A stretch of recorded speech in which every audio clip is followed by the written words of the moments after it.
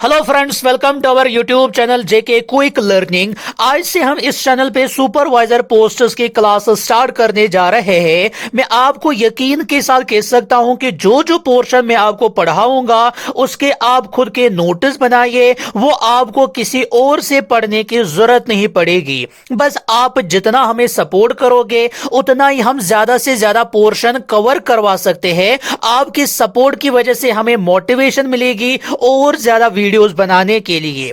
आप हमारे चैनल को सब्सक्राइब करिए ताकि हम आपके लिए कंटिन्यू ऐसे ही वीडियोस बनाते रहे। आज से हम आपको इंडियन कॉन्स्टिट्यूशन वाला सेक्शन पढ़ाएंगे। सिलेबस आपने देखा ही होगा, उसमें 20 मार्क्स जनरल अवेयरनेस में रखे गए हैं जो कि आपके लिए बहुत ज्यादा इंपॉर्टेंट है। उसमें आपको करंट अफेयर्स पढ़नी है जो कि हम हर रोज अपनी टेलीग्राम चैनल पे अपलोड करते हैं और व्हाट्सएप ग्रुप में भी उसको अपलोड करते हैं। और हफ्ते में हम एक दिन पूरे वीक की करंट अफेयर्स इसी चैनल पर अपलोड करेंगे। उसकी हम वीडियो बनाएंगे पूरे वीक की करंट अफेयर्स को, एंड वो हम हफ्ते में एक दिन संडे के दिन अपलोड किया करेंगे। दूसरा सेक्शन है हिस्ट्री का, जिसके क्लासेस ऑलरेडी मैंने स्टार्ट किए हैं दूसरे चैनल पे। हिस्ट्री के बगैर बाकी सेक्शंस हम इसी चैनल पे करने वाले हैं। तो आज हम इंडियन कॉन्स्टिट्यूशन वाला पोर्शन स्टार्ट करेंगे जिसमें आपको खाली 5 टॉपिक्स पढ़ने हैं। एक टॉपिक आपको पढ़ना है जिसकी हम आज से शुरुआत करेंगे, salient features of the constitution. दूसरा आपको पढ़ना है प्रीएम्बल के बारे में। तीसरा आपको पढ़ना है फंडामेंटल राइट्स के बारे में। चौथा आपको पढ़ना है फंडामेंटल ड्यूटीज के बारे में। इन 5वां टॉपिक आपको पढ़ना है directive principles of state policy. Limited portion है यहां पर, तो आप आराम से इसको कवर कर सकते हो। हर एक टॉपिक आप अच्छे से पढ़ोगे, एक एक लेक्चर आप इसका अटेंड करोगे, उसके खुद के नोटिस बनाओगे। मैं उम्मीद करता हूं, मैं आपको गारंटी के साथ कह सकता हूं कि जितना हम इसमें पढ़ेंगे उससे बाहर आपका कोई भी क्वेश्चन नहीं पूछा जाएगा। तो चलिए हम आज की वीडियो की शुरुआत करते हैं।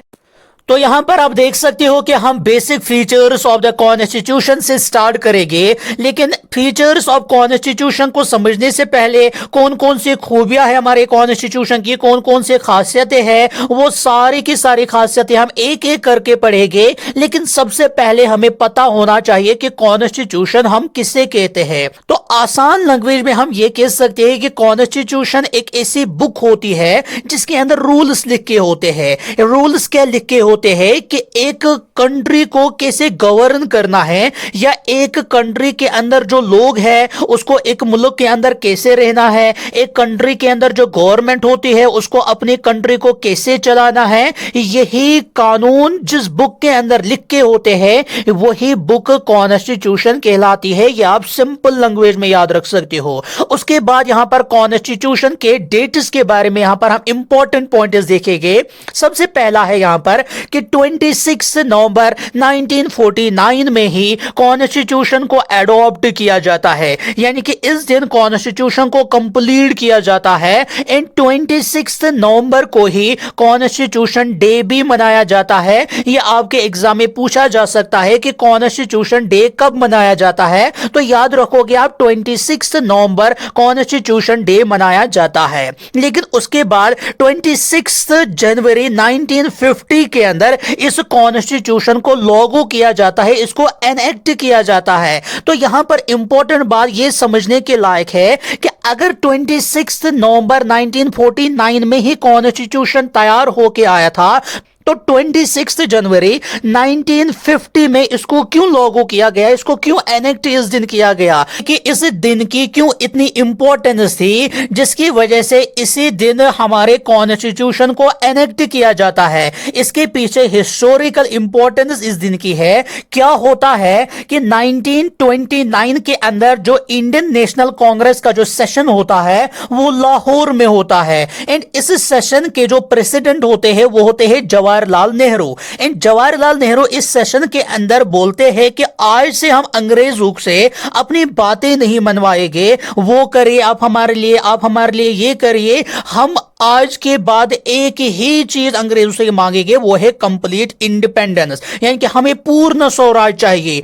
तो उसी डिक्लेरेशन के अंदर यह भी कहा गया कि आने वाला जो साल होगा यानी कि 1939 जैसी आ जाएगा, उस साल में जो 26 जनवरी होगा उस दिन को हम पूर्ण स्वराज डे मनाएंगे, यानी कि हर साल 26 जनवरी को पूर्ण स्वराज डे मनाया जाएगा, यानी कि कंप्लीट इंडिपेंडेंस डे मनाया जाएगा। लेकिन आगे जाके हिंदुस्तान जो है वो 14 अगस्त पाकिस्तान आजाद हो जाता है, एंड उसके बाद 15 अगस्त इंडिया आजाद हो जाता है। तो यहां पर इस डे की जो हिस्टोरिकल इंपॉर्टेंस थी उसको बरकरार रखने के लिए यहां पर 26 जनवरी के दिन ही यहां पर कानून को एनेक्ट किया जाता है। यह थी इस डे की हिस्टोरिकल इंपॉर्टेंस। आई होप कि आपको यह समझ में आया होगा। फिर से मैं एक बार रिवाइज करूंगा कि इस डे की क्या हिस्टोरिकल इंपॉर्टेंस है। क्या होता है कि 1929 के अंदर आईएनसी का जो सेशन होता है वो लाहौर के अंदर होता है, एंड उस सेशन के अंदर जो प्रेसिडेंट होते हैं वो होते हैं जवाहरलाल नेहरू। एंड जवाहरलाल नेहरू कहते हैं कि आज से हम ब्रिटिशर से कुछ भी नहीं मांगेंगे, हमें पूरी की पूरी आजादी चाहिए ब्रिटिशर से, यानी कि पूर्ण स्वराज चाहिए। एंड इसी सेशन के अंदर फिर यह भी कहा गया कि आने वाला जो साल होगा उसमें जो 26 जनवरी का दिन होगा उस दिन हम हर साल पूर्ण स्वराज डे यानी कि कंप्लीट इंडिपेंडेंस डे मनाएंगे। तो ये थी इस डे की हिस्टोरिकल इंपॉर्टेंस। आई होप कि आपको यह समझ में आया होगा कि क्यों 26 जनवरी के दिन ही इस कॉन्स्टिट्यूशन को एनेक्ट किया जाता है, क्यों 26 नवंबर के दिन ही नहीं किया जाता है। अब यहां पर हम देखते हैं फीचर्स के बारे में जिसके बारे में हमें यहां पर इस टॉपिक के अंदर पढ़ना है। सबसे पहले हम यहां पर देखेंगे कौन कौन से फीचर्स है, उसके बाद हम हर एक फीचर के बारे में अलग से पढ़ेंगे, एक एक पॉइंट को डिस्कस करेंगे, कोई भी पॉइंट आपसे छूट नहीं जाएगा। तो सबसे पहला फीचर जो यहां पर है वो है लेंथेस्ट रिटन कॉन्स्टिट्यूशन, यानी कि जो हिंदुस्तान का कॉन्स्टिट्यूशन है वो दुनिया का सबसे लेंथी कॉन्स्टिट्यूशन है और रिटन कॉन्स्टिट्यूशन है। जब हम इसको आगे जाके डिटेल में पढ़ेंगे वहां पर देखेंगे कि क्यों है लेंथेस्ट रिटन कॉन्स्टिट्यूशन, और रिटन कॉन्स्टिट्यूशन का मतलब क्या है वो भी हम समझेंगे। फिलहाल हम खाली फीचर्स देखेंगे कि किस किस फीचर के बारे में हमें पढ़ना है, आगे जाके हम हर एक फीचर को अलग अलग से डिस्कस करने वाले हैं। नेक्स्ट जो फीचर है वो है ड्रॉन फ्रॉम वेरियस सोर्सेस, यानी कि हिंदुस्तान के कॉन्स्टिट्यूशन के अंदर जो भी आर्टिकल्स है वो सारे के सारे उस टाइम के कॉन्स्टिट्यूशन मेकर्स ने खुद से नहीं बनाए थे। बहुत सारे आर्टिकल्स जो इस टाइम हमारे कॉन्स्टिट्यूशन के अंदर मौजूद है वो अलग अलग कंट्रीज से लाए गए थे। तो यहां पर यह भी हम देखेंगे कि अलग अलग कंट्री से कौन कौन से कानून लाए गए थे उस टाइम। एंड उसके बाद नेक्स्ट पढ़ना है हमें blend of rigidity and flexibility, यानी कि हिंदुस्तान का जो कानून है उसको बदलना उतना मुश्किल भी नहीं है एंड उतना इजी भी नहीं है, इसके बारे में भी हमें डीप से पढ़ना है। उसके बाद नेक्स्ट फीचर पढ़ना है फेडरल सिस्टम के बारे में। उसके बाद पांचवा हमें पढ़ना है पार्लियामेंट्री फॉर्म ऑफ गवर्नमेंट के बारे में। एंड ऐसे ही करके यहां पर आप बहुत सारे और फीचर्स देख सकते हो जिसके बारे में हमें पढ़ना है, जैसे इंटीग्रेटेड एंड इंडिपेंडेंट जुडिशरी के बारे में पढ़ना है, फंडामेंटल राइट्स के बारे में पढ़ना है। इस टॉपिक के अंदर, इस चैप्टर के अंदर हम फंडामेंटल राइट्स को एज ए फीचर यहां पर कॉन्स्टिट्यूशन के बारे में पढ़ेंगे, लेकिन आगे जाके हमें फंडामेंटल राइट्स को अलग से पढ़ना है, एक एक आर्टिकल को हमें वहां पर डिस्कस करना है। उसके बाद पढ़ना है directive principles of state policy. ये वाला जो टॉपिक है इसको भी हमें अलग से डिस्कस करना है इस चैप्टर को खत्म करने के बाद। उसके बाद पढ़ना है फंडामेंटल ड्यूटीज के बारे में। यही वो 3 टॉपिक्स है जिनके बारे में आपको अलग से फिर से पढ़ना है। सेक्युलर स्टेट के बारे में पढ़ना है, यूनिवर्सल अडल्ट फ्रेंचाइज के बारे में पढ़ना है, सिंगल सिटीजनशिप के बारे में पढ़ना है, इंडिपेंडेंट बॉडीज के बारे में पढ़ना है, इमरजेंसी प्रोविजंस के बारे में पढ़ना है, 3 टायर गवर्नमेंट के बारे में पढ़ना है, एंड कोऑपरेटिव सोसाइटीज के बारे में पढ़ना है। ये 16 फीचर्स है, ये 16 फीचर्स है। इन सभी फीचर्स के बारे में हमें एक एक करके अलग अलग से पढ़ना है। तो आज की क्लास के अंदर हम सबसे पहला ही फीचर उठाएंगे, वो है रिटन इन लेंथेस्ट रिटन कॉन्स्टिट्यूशन, यानी कि हिंदुस्तान का जो कॉन्स्टिट्यूशन है वो रिटन कॉन्स्टिट्यूशन है। तो क्या है यहां पर जो कॉन्स्टिट्यूशन कॉन्स्टिट्यूशन है उसके यहां पर दो कैटेगरीज होती है, यानी कि उसको क्लासिफाई किया जाता है दो हिस्सों में। एक होता है रिटन कॉन्स्टिट्यूशन, दूसरा होता है अनरिटन कॉन्स्टिट्यूशन। नाम से आपने यही समझा होगा कि रिटन कॉन्स्टिट्यूशन का मतलब यह है वो कॉन्स्टिट्यूशन जिसको लिखा गया है, अनरिटन कॉन्स्टिट्यूशन का मतलब यह है वो कॉन्स्टिट्यूशन जिसको लिखा नहीं गया है। ऐसा नहीं है, दोनों के दोनों जो कॉन्स्टिट्यूशन है इनको लिखा ही जाता है, लेकिन दोनों में क्या क्या फर्क है वो हम अभी देखेंगे। सबसे पहले हम देखेंगे कि कौन कौन सी कंट्री है जिसका रिटन कॉन्स्टिट्यूशन है। इंडिया है, जो कि हमने ऑलरेडी पढ़ा है कि हिंदुस्तान का जो कॉन्स्टिट्यूशन है वो एक रिटन कॉन्स्टिट्यूशन है। यूएसए का कॉन्स्टिट्यूशन रिटन है, जापान का कॉन्स्टिट्यूशन रिटन है। अब अनरिटन कॉन्स्टिट्यूशन किसका है? यूके का है और न्यूजीलैंड का है। इन दोनों कंट्रीज का अनरिटन कॉन्स्टिट्यूशन है। अब हम यहां पर नीचे देखेंगे कॉन्स्टिट्यूशन, रिटन कॉन्स्टिट्यूशन और अनरिटन कॉन्स्टिट्यूशन का मतलब क्या होता है। रिटन कॉन्स्टिट्यूशन का मतलब यह है वो कॉन्स्टिट्यूशन जिसको एक सिंगल बुक के अंदर लिखा होगा, जिसको एक सिंगल डॉक्यूमेंट के अंदर लिखा होगा, वो कॉन्स्टिट्यूशन कहलाता है रिटन कॉन्स्टिट्यूशन। लेकिन वो कॉन्स्टिट्यूशन जिसको एक सिंगल डॉक्यूमेंट के अंदर कोडिफाई नहीं किया जाता है, जिसको मतलब डिफरेंट बुक्स में लिखा जाता है, उस कॉन्स्टिट्यूशन को हम अनरिटन कॉन्स्टिट्यूशन कहते हैं। और रिटन कॉन्स्टिट्यूशन की खासियत क्या होती है? इसको प्रॉपरली अरेंज किया जाता है, यानी कि जैसे आप पढ़ोगे फंडामेंटल राइट्स जितने भी है उसको एक ही पार्ट के अंदर रखा गया है, पार्ट 3 के अंदर। अगर कोई भी नया फंडामेंटल राइट लाया जाता है गवर्नमेंट की तरफ से, तो वो जो राइट है, वो जो नया लॉ है, उसको भी फंडामेंटल राइट की कैटेगरी के अंदर रखा जाएगा। या अगर कोई फंडामेंटल ड्यूटी लाई जाती है, उसको फंडामेंटल ऑफ ड्यूटी वाली कैटेगरी के अंदर ही रखा जाएगा। तो यहां पर जो रिटन कॉन्स्टिट्यूशन है उसके जितने भी आर्टिकल्स होते हैं उसको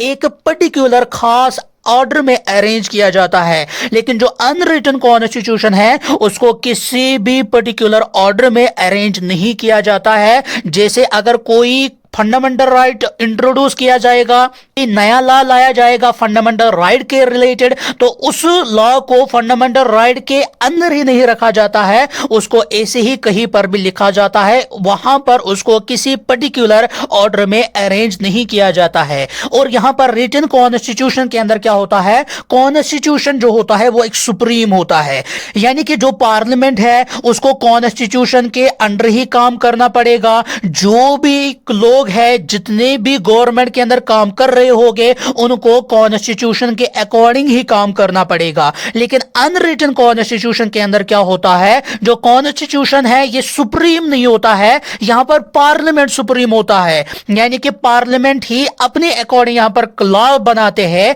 यहां पर जितने भी पार्लियामेंट के अंदर लॉ बनाए जाते हैं वो कॉन्स्टिट्यूशन के अकॉर्डिंग नहीं बनाए जाते हैं। अब यहां पर ये तो आई होप कि आपको ये आप समझ में आया होगा कि रिटन कॉन्स्टिट्यूशन का मतलब क्या होता है और अनरिटन कॉन्स्टिट्यूशन का मतलब क्या होता है। रिटन कॉन्स्टिट्यूशन का मतलब यह है वो कॉन्स्टिट्यूशन जिसको एक सिंगल बुक के अंदर लिखा जाएगा। अनरिटन का मतलब है कि जिसको एक पर्टिकुलर किसी खास बुक के अंदर नहीं लिखा जाएगा। एंड रिटन कॉन्स्टिट्यूशन के अंदर जो आर्टिकल्स होते हैं उनको किसी खास ऑर्डर में अरेंज किया जाता है। जैसे पहले अगर फंडामेंटल राइट्स है, उसके बाद directive principles of state policy है, उसके बाद है फंडामेंटल ड्यूटीज। तो अगर कोई भी फंडामेंटल राइट लाया जाता है, कोई कानून नया लाया जाता है फंडामेंटल राइट्स के रिलेटेड, उसको फंडामेंटल राइट की कैटेगरी के अंदर ही रखा जाता है। लेकिन जो अनरिटन कॉन्स्टिट्यूशन है उसको किसी भी पर्टिकुलर ऑर्डर में अरेंज नहीं किया जाता है। एंड रिटन कॉन्स्टिट्यूशन के अंदर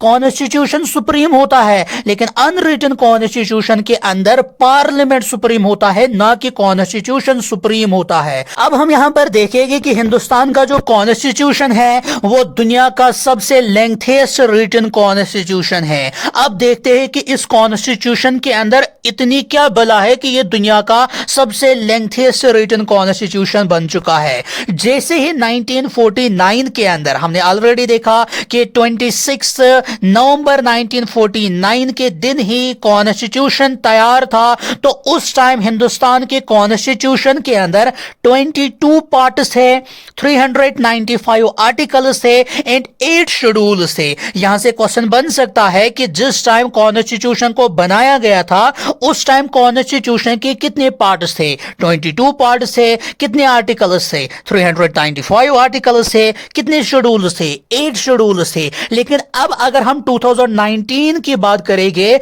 आज हमारे कॉन्स्टिट्यूशन के अंदर 25 पार्ट्स है और 470 आर्टिकल्स है एंड 12 शेड्यूल्स है। इसका मतलब क्या है कि कॉन्स्टिट्यूशन के अंदर बहुत टाइम बदलाव लाया गया था 1951 से ही, और इस बदलाव के दौरान 20 आर्टिकल्स को डिलीट किया गया है और कॉन्स्टिट्यूशन के एक पार्ट को ही डिलीट किया गया है जो कि है पार्ट 7। एंड यहां पर अब कॉन्स्टिट्यूशन के अंदर क्या क्या ऐड किया गया है? 95 न्यू आर्टिकल्स ऐड किए गए हैं और 4 नए पार्ट्स ऐड किए गए हैं और 4 नए शेड्यूल्स ऐड किए गए हैं। तो यहां पर आप देख सकते हो कि सबसे पहले 8 शेड्यूल्स है कॉन्स्टिट्यूशन के अंदर एंड उसके बाद है 12, यानी कि कितने ऐड हो चुके हैं? 4 शेड्यूल्स ऐड हो चुके हैं। यहां पर आप देख सकते हो 22 पार्ट्स थे पहले, अब है 25 पार्ट्स, लेकिन यहां पर हमने लिखा कि 4 पार्ट्स ऐड हो चुके हैं। दैट मींस 22 को अगर आप 4 के साथ ऐड करोगे तो 26 पार्ट्स होने चाहिए, तो 25 ही क्यों है?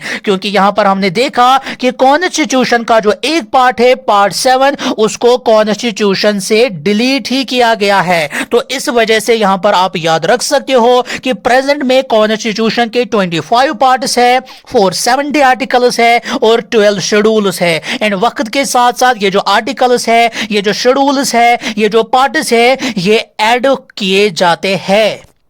अब हम यहां पर देखेंगे कि वो कौन कौन से रीजन है, वो कौन कौन से वजूहात है जिसकी वजह से हिंदुस्तान का जो कॉन्स्टिट्यूशन है ये बहुत ही बड़ा साइज क्यों है इसका।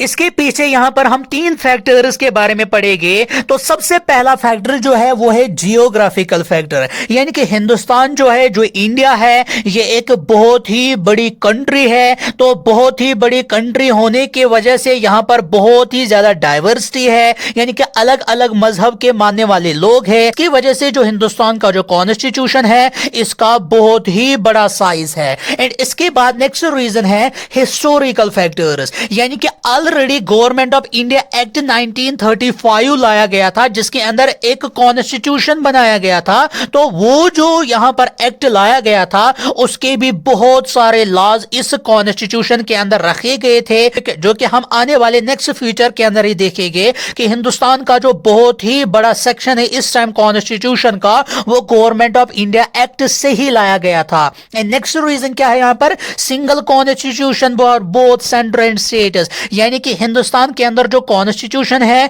वो स्टेट्स के लिए भी है और सेंट्रल के लिए भी है। तो इसकी वजह से यहां पर हिंदुस्तान का कॉन्स्टिट्यूशन जो है इसका बहुत ही बड़ा साइज है। यहां पर भी आपसे एग्जाम में क्वेश्चन पूछा जा सकता है, बताओ कि यहां पर कौन कौन से रीजन है जिसकी वजह से हिंदुस्तान का जो कॉन्स्टिट्यूशन है उसका बहुत ही बड़ा साइज है। वैसे इस टाइप के क्वेश्चंस, इतने स्टैंडर्ड के क्वेश्चंस यहां पर एग्जाम में नहीं पूछे जाते हैं जेके एसएसबी की तरफ से, लेकिन जितने भी स्टैंडर्ड, हाई स्टैंडर्ड के एग्जाम्स है वहां पर यह नहीं पूछा जाता है कि आप बताइए कि कितने आर्टिकल्स है। वहां पर ऐसे ही सिचुएशन बेस्ड क्वेश्चंस ही पूछे जाते हैं। आप यहां पर ऐसे पढ़ोगे कि आपके सामने जो भी क्वेश्चन आएगा आपको वहां पे आना ही चाहिए। अब उसके बाद यहां पर हम नीचे आके देखेंगे next feature of constitution drawn from various sources. पहले ही मैंने आपको बताया कि जो हिंदुस्तान का जो कॉन्स्टिट्यूशन है इसको खाली उस टाइम के कॉन्स्टिट्यूशन मेकर्स ने खुद से नहीं बनाया था।